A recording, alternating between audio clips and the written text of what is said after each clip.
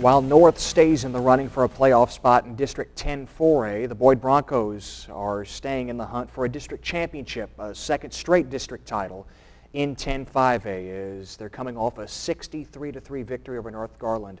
And head coach Don Drake joins us now. And Don, what did you gain from Thursday night? A big victory for your team as you improved to 3-1 in league play.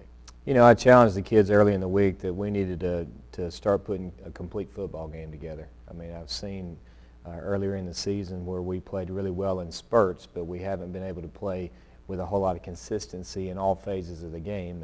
And I told them this is the time of the year that's got to start happening, you know. And I felt like Thursday night that we went out, we executed very well offensively. I thought defensively we played outstanding, and I thought from a special teams aspect that we did some really good things too. So it was nice to see our kids put together 4 quarters of what I thought was pretty good football. We got some great play out of some reserve kids that, you know, they're there at practice every day and they're working and they're helping prepare our kids, and then the opportunity presented itself in the second half the other night for them to compete, and I thought that they competed very well and did some really good things too. Boyd handled North Garland very well last year at home, 35-3. You took it to another level at Williams Stadium, and it started with your defensive effort. Oh, there's no doubt. I mean, they struggled moving the football with any kind of consistency against our defense. I think we held them to 0 yards rushing. You know, they had a few yards through the air, but for the overall, we played really, really well. Yeah, and you were coming off your best defensive game you played all year against Naaman Forest, and you were able to improve on that. You forced 3 straight 3-and-outs to open this one, and the offense didn't mess around when it had the ball. Certainly Brian Driscoll doesn't mess around. No, he had another great night, as did Curtis, and then Calvin Howard came in the second half, and I thought ran the football really, really well, and so I was real pleased overall with our offensive performance. Yeah, you had almost 3 100-yard rushers, Ladd falling just 5 yards short of the 100-yard mark. Didn't have to throw it all that much. Ladd was 2 of 4 passing, and one of them went for a touchdown to Dylan Dickman. But how about Driscoll? 204 yards and 4 touchdowns on the ground. Those numbers are just becoming commonplace this year. And it's what you talked about at the beginning of the season, that you're looking for consistency from your running game, and you don't raise your eyebrow when you see those spectacular numbers anymore. No, we expect Brian to have those kind of nights. I mean, we're largely a rushing football team this year, as everyone's well aware, and when we execute well, Brian's got the ability, obviously, to chew up some yardage on the ground for us, and so it was good to see that happen again. Driscoll, the leading area rusher in Class 5A, and he's been that for just about the whole season. Ladd pitching it out to Driscoll once again, one of his 4 touchdown runs, this one from 5 yards out. It was 21-0 after 12 minutes, and you just continue to build on that lead. Yes, we did. You know, and that was the thing that I needed to see, is I needed to see us consistently move the football and continue to do that throughout the football game. You know, we've been in that position before where we've had a quarter of really good play or 2 quarters of really good play, and then we've lost our intensity level, we've lost our focus, and I thought our kids just continued to play 4 quarters of pretty good football. While your running game piled up 460 yards, Boyd held North Garland to 5 yards rushing on 29 attempts. Who really stood out for you as you closed the door on the Raiders? Well, you know, our kids run the football really well, as you can see on the clips there. You know, our defensive front is extremely strong. You know, that's probably our strong point on the defensive side, but we've got some kids behind that front that fit well, run the football well, and tackle really well, and it's really a total defensive effort. Like we saw Benjamin Boucher just a play ago, able to sling down the North Garland running back for a loss.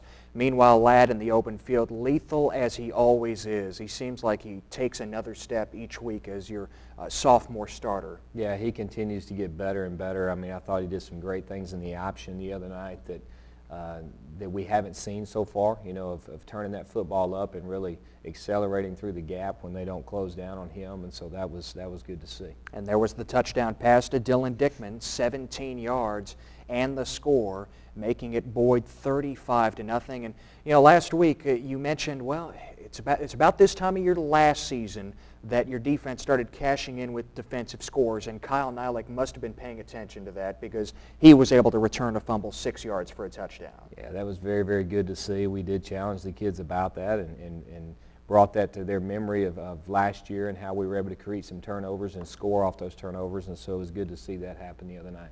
You had 6 defensive touchdowns a year ago on your way to a district championship and an area-round appearance in 5A Division I, and here Nielec able to cash in there. Meanwhile, in the second half, you just continue to rev up as, like you mentioned, you were able to use some of your twos, guys who practice all week, work very hard, and they were rewarded with playing time in the second half. They were, and we challenged them at halftime. We said, you know, we've been in this position before where we've had control of the game, and you guys haven't gone out and competed the way that you're capable, and we end up having to put our starters back in to close it out. I said, my challenge to you is to play this second half of football very, very well and compete and finish this thing off, and I thought the guys went out and did that. Calvin Howard, your number 2 running back, sprinting 72 yards for a touchdown as you continue to pad the lead. North Garland's only points coming in the fourth quarter on a 23-yard field goal by Juan Mitchell. It's the only thing that spoiled the shutout, but overall just a spectacular defensive effort, especially from your backup group in that second half. Oh, there's no doubt. I mean, we held them to a field goal. They had the ball down inside the 5, and our kids stood strong, got the stop that we needed to get, and they ended up getting the field goal for points. But I was really proud of our kids and how they rose up to that occasion and kept them out of the end zone. How about Russell Williams racing his way for a big gain there, and he caps the scoring with a touchdown pass to Colby Vincent. Yeah, that was a great heads-up play by Russell, feeding the ball into that zone, and Colby makes a great catch for that final score. The final score, 63-3. As we mentioned, you're now at 3-1 in the district, and things are clogged right behind Garland, which is atop the district with the unbeaten mark following a win over Rowlett. You're 3-1. Rowlett is 3-1, and so is your opponent this week in Sachse, which has enjoyed quite a turnaround under Red Barons. What really strikes you about the Mustangs? Well, they're very, very athletic. You know, I mean, if you look at them on the defensive side or the offensive side, I mean, they've got some athleticism there on both sides of the football. You know, offensively, they're doing a great job this year of moving the football through the air. I mean, their quarterback, I think, is the 4th-ranked passer in the area right now, and so, you know, they've added that component to their offense from a year ago. You know, they had a really strong rushing attack a year ago, and now they've complemented that with a pretty stout passing game. So, you know, they've been able to score a lot of points, which obviously is worrisome for us. Anytime you play an opponent that's putting up 59 points in a football game, you've got to be concerned. So I think that's the biggest challenge for us this week. Yeah, Sachse adds Doug Stevens as its offensive coordinator. He comes up from Katie Taylor, and it's like they've almost completely changed their offensive philosophy. Last year it was David Wesley in the rushing game that you were worried about. Trent White wasn't counted on to win games with his arm, and like you mentioned, he's in the top 5 in the area. What do you make of that transformation offensively for Sachse? Well, I just think he's just got a different way of utilizing that personnel that they have. You know, the running back is not back from a year ago. They've got another kid in there that's the starter for him now, and he still does a great job running the football, but they've added that passing component, which creates more balance and creates a bigger threat for them offensively, I think, than where they were a year ago. And so Doug's done a great job of forming that offense around the personnel that he's got, and obviously they've been able to put up a lot of points. What do you like about White, the quarterback? He's 5'8", maybe 150 pounds, and yet he plays like he's 6'3", 210. He has 21 touchdown passes and only 5 interceptions. Yeah, he's a competitor. I mean, that's the first thing that you notice. I mean, whether he's throwing the football or he's rushing the football himself. I mean, he's a competitive kid, and obviously he understands the game. He understands their game plan and where they want to go with the football, which is why his touchdown to interception ratio is so vast. He understands where it needs to go, and he delivers it on time, and he throws a pretty good ball. What do you see from Sachse defensively? You know, they're a lot like they were a year ago. It's some different personnel in there from a year ago, but they're a base 3-4 defensive scheme. Very athletic, you know, in all positions there on the defensive side, and so we've got to do a great job of executing up front, you know, as we did last week. Be very consistent in our play if we plan to move the football against them. Don, we appreciate the time. We'll see you Thursday night. Thank you.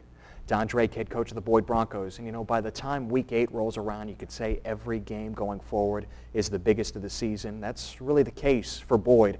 And, of course, it's our McKinney ISD Game of the Week on 97.5 KLAK. Boyd and Sachse both looking for separation atop District 10 5A. We're on the air at 6:30 before the 7 o'clock kick.